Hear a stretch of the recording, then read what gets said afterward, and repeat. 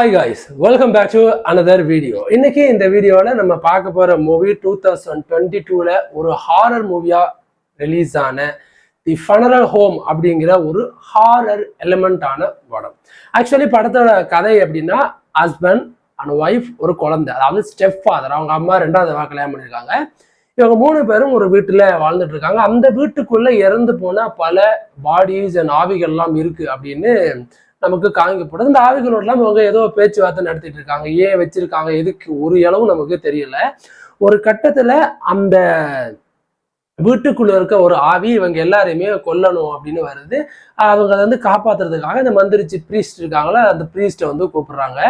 So யார் அந்த ஆவி, இவங்க அந்த ஆவியெல்லாம் அந்த வீட்டுக்குள்ள வச்சு இவனுக்கு எதுக்கு பேச்சுவார்த்தை நடத்திட்டு இருக்கானுங்க ஃபர்ஸ்ட் ஆஃப் ஆல் அப்படின்றதுக்கு எல்லாமே இந்த படம் அடுத்தடுத்த காட்சிகள் உங்களுக்கு விளக்கம் கொடுக்கும். ஆக்சுவலி இந்த படத்தோட கதை பேசஸ் அப்படின்னு எடுத்துக்கிட்டோம்னா, என்ன சொல்ல வராங்க அப்படிங்கிற விஷயத்த நமக்கு அவங்க கடைசி வரைக்கும் சொல்லவே இல்லை. உண்மையிலேயே அந்த வீட்டுக்குள்ள இருக்கிற பேய் யாரு அப்படின்ற ஒரு கேள்வி நமக்கு வந்தாலும், அந்த பாடிஸ் எல்லாம் இவங்க ஏன் வச்சுட்டு இருக்காங்க அப்படின்னு ஒரு கேள்விக்குறி நமக்கு வருது. 1.5 மணி நேரம் ஓடக்கூடிய படத்துல எப்படியாவது இதுக்கு விளக்கம் கொடுப்பாங்க அப்படின்னு நமக்கு உட்கார்ந்து இருந்தோம்னா நமக்கு ஒரு ஏமாற்றம் தான். பட் இந்த படம் அடல்ட் கண்டென்ட் பேசஸா அப்படின்னா, ஆமா, ஒரே ஒரு காட்சி மட்டும் ஒரு நியூட் காட்சி காமிக்கப்படும். மற்றபடி இது ஒரு ஆர் ரைட்டரான படம், பட் அடல்ட் கண்டென்ட் இல்லாத ஒரு R rated. And come to the point. இப்போ இந்த படத்துல அடுத்து எனக்கு ஒரு பிடிச்சது காட்சி அப்படின்லாம் நான் சொல்ல முடியாது. அந்த ஓவரால் இந்த படத்துல அப்படின்னு பார்க்கும்போது, இந்த படத்தோட ஸ்கிரீன் பிளே அண்ட் இந்த படத்தோட மேக்கிங், இது ரெண்டுமே கொஞ்சம் கொலாப்ஸ் ஆகிற மாதிரி இருக்கும். அண்ட் ஸ்கிரீன் பிளே நிறைய லேக் அடிக்கும். அண்ட் மேக்கிங்கை பொறுத்த வரைக்கும் பர்ஃபெக்டான ஒரு மேக்கிங். ஒரு ஹாரர் எலமெண்ட்டுக்கு ஒரு படத்துல என்னென்ன வேணுமோ அது எல்லாமே இந்த இடத்துல வச்சிருப்பாங்க. ஸோ அந்த பில்லி, சூனியம், இந்த டீமன், அந்த மாதிரியான ஒரு கேட்டகரிஸ்ல வரக்கூடிய படம், அதை எடுத்த விதமும் அதை ஸ்கிரீன்ல ப்ரெசென்ட் பண்ண விதமும் ரொம்ப நல்லா இருந்தாலும், இந்த ஸ்டோரி டெல்லிங் அப்படிங்கிற விஷயத்துல டைரக்டர் எங்கேயோ ஒரு இடத்துல கோட்டை விட்டுட்டாரு அப்படின்றது.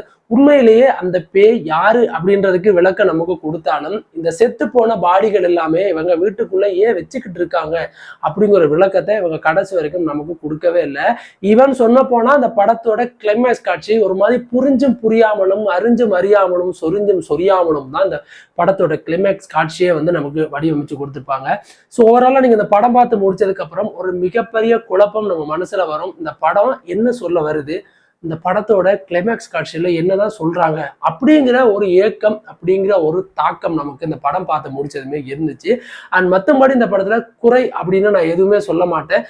எடுத்த அந்த படத்தை கொஞ்சம் தெளிவா எல்லா ஆடியன்ஸுக்கும் புரியுற மாதிரி எடுத்திருந்தாங்கன்னா ஒரு பெர்ஃபெக்டான ஒரு ஹாரர் எலிமெண்டோட படமா இந்த ஃபனரல் ஹோம் அப்படிங்கிறது வந்திருக்கும். அதை ஒரு டைரக்டர் மிஸ் பண்ணிட்டாரோ அப்படின்னு சொல்லிச்சு.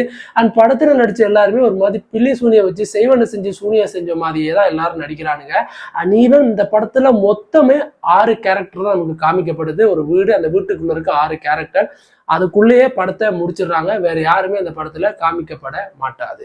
அண்ட் இந்த படம் உங்களுக்கு வேணும் அப்படின்னா நீங்க ஆன்லைன்ல சர்ச் பண்ணி பாத்தீங்கன்னாலே இந்த படம் உங்களுக்கு கிடைக்கும். அண்ட் 1 hour 36 minutes வரைக்கும் இந்த படம் ஓடும். குடும்பத்தோட இந்த படம் பார்க்கலாமா அப்படின்னா, ஒரு பொண் குளிக்கும் போது அவங்களோட நெஞ்சுக்கு மேல ஒரு காட்சி நமக்கு காமிக்கப்படும். அதை தவிர இந்த படத்துல எந்த விதமான அடல்ட் கண்டென்ட் இல்லை அப்படின்னாலும் ஹாரர் எலிமெண்ட் இந்த படத்துல இருக்கு. அங்கங்கே சில நியூட் காட்சிகள், அதாவது ஆண்கள் பேயா இருக்கும்போது அம்மனமா நடக்க காட்சிகளும் இருக்கு. இதெல்லாம் உங்களுக்கு ஓகே, நான் ஃபேமிலியோட என் குழந்தைகளோட வச்சு நான் அதை பார்க்கலாம்ப்பா அப்படின்னு நீங்க நினைச்சீங்கன்னா அது உங்களோட விருப்பம் அப்படின்றதான் என்னோட கருத்து. அடுத்து நல்ல ஒரு மூவி ரிவ்யூஸோட நான் மறுபடியும் உங்களை சந்திக்கிறேன். அது வரைக்கும் தேங்க்யூ காய்ஸ்.